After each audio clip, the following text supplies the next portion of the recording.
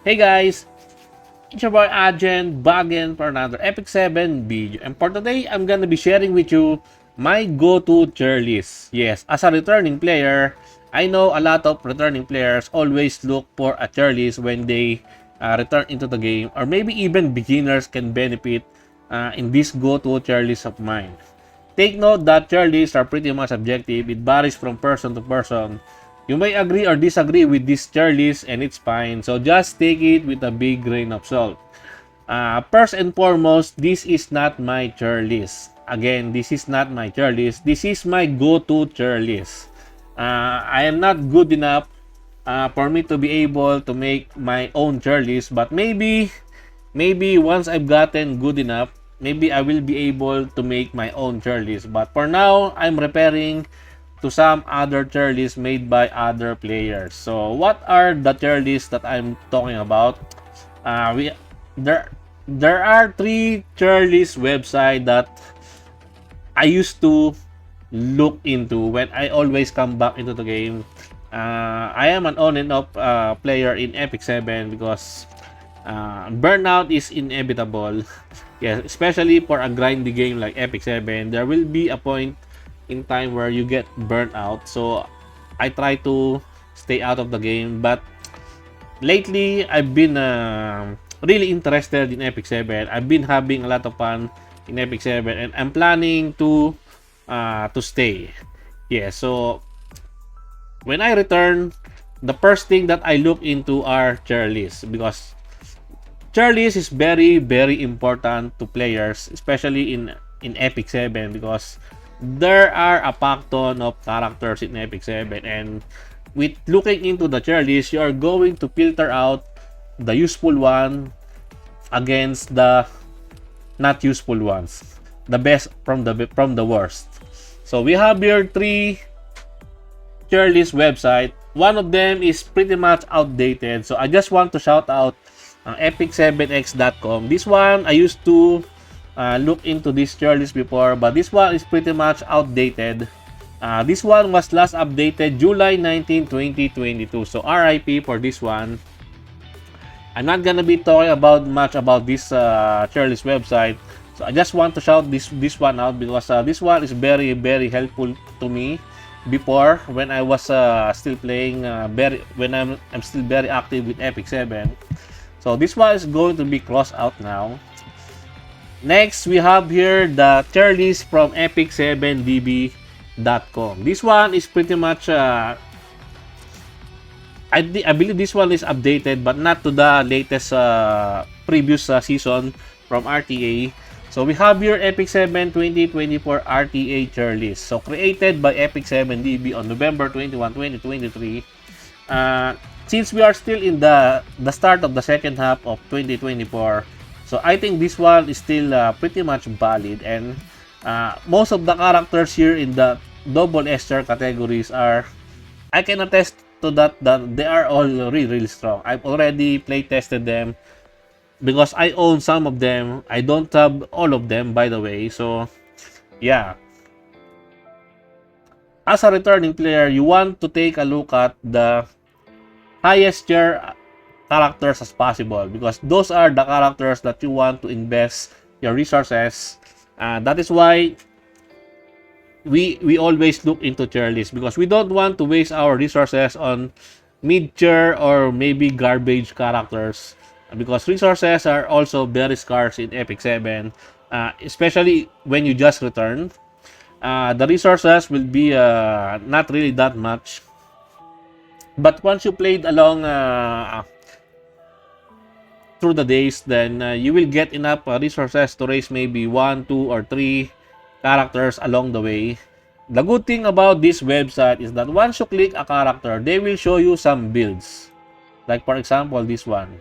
If I click on Navy Captain Landy, it has the stats of the character, the skills, explanation of the skills, the skill descriptions, and also the average build. There are some average build stats here. This was taken from Pre-Bell's hero library. I think the Pre-Bells deserves a different kind of video, separate video about that one. So look forward to that one. This one, as you can see, these are the average stats recommended for Navy Captain Landy and the recommended sets. There are also some builds here indicating the number one build, top builds for Navy Captain Landy. These are the stats that you want to aim, the gear sets, and the recommended artifact. Same with build number 2, and then build number 3. So, different type of sets. But the artifact is still pretty much the same because this is the best in slot artifact for Navy Captain Landy. Same with the other heroes here. If you take a look at them one by one, you will find the recommended stats to aim when building this character. So this one is very, very helpful. That is why I recommend also this website, this tier list. It's pretty darn good. The other tier list that I want to talk about is the tier list from Epic 7 Guide. So shout out to them. This one has PvP, PvE, and artifact tier list. So this one handles a lot, but this website is pretty new. Yes, this one is pretty much very new, and they have not added all the characters yet, because as you can see here, we haven't added all characters to our database yet, as it takes time. We're adding new characters every day, and once you've added them all, we'll refine the tier list accordingly. So this is pretty much the latest website that is done by the community in Epic 7. This one is also pretty darn good. Almost pretty much the same with Epic 7DB, but the highest ranking in their tier list are the S tier, and here in SS tier, here S tier is the highest one. And if we take some comparison on the list in the S tier category, you will see that this one is not updated because there's no Genua and ML Politis here. Here, there's already Sea Phantom Politis and also Genua. They are in the S tier, which is not included here. But there are some minor discrepancy. As you can see, Death Dealer Ray is highest here. Compared to this one, it's only at S tier, but it's still pretty high, right? But I believe the SS tier ranking is for the most broken characters or most used characters in Epic 7, the meta characters. AUPNE is here. AUPNE is also here. Naval Captain Landy is here. Naval Captain Landy here. Leonard Sermia. It falls up below here. But you get the idea, right? It all depends on what you prepare. This one is also pretty much the same like in Epic 7DB, because if you click on one character here, it will also take you to the character profile where you can read the skill descriptions and also some builds. We have here the desired stats, the upgrades priority for the skills. It tells you how many skill upgrades you need to focus on the character, which is also really helpful because Molagora is pretty much very scarce. And then we have here the desired stats, the sets to aim, the stats to focus on the gear sets. But this one is going to be negligible if you're using pre-bells. I've already said the word pre-bells earlier when I'm talking about this one. I'm gonna be making a separate video on that one, so stay tuned for that one.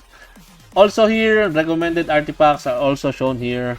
Really nice. And they also have some YouTube links for the character preview, additional information for this one.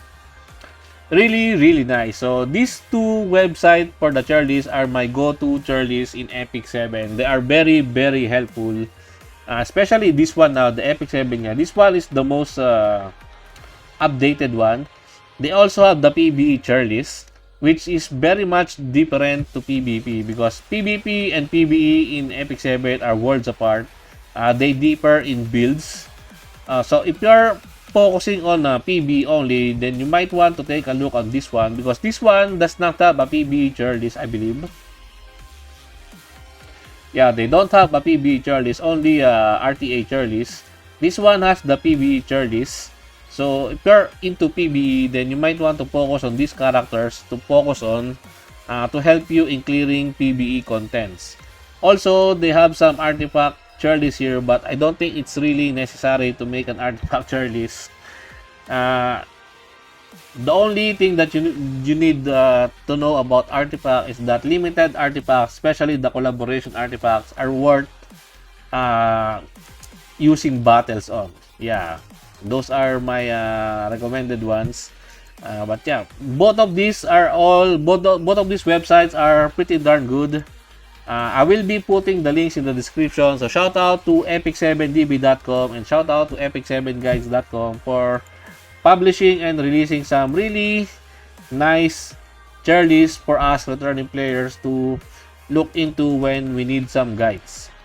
Anyways, I think that's it for me for today, guys. I hope you enjoyed this video. Please leave a like and subscribe. I would really appreciate it if you could help me grow my channel more. And thank you to everyone who are supporting my channel. I appreciate every one of you. Until next time, peace.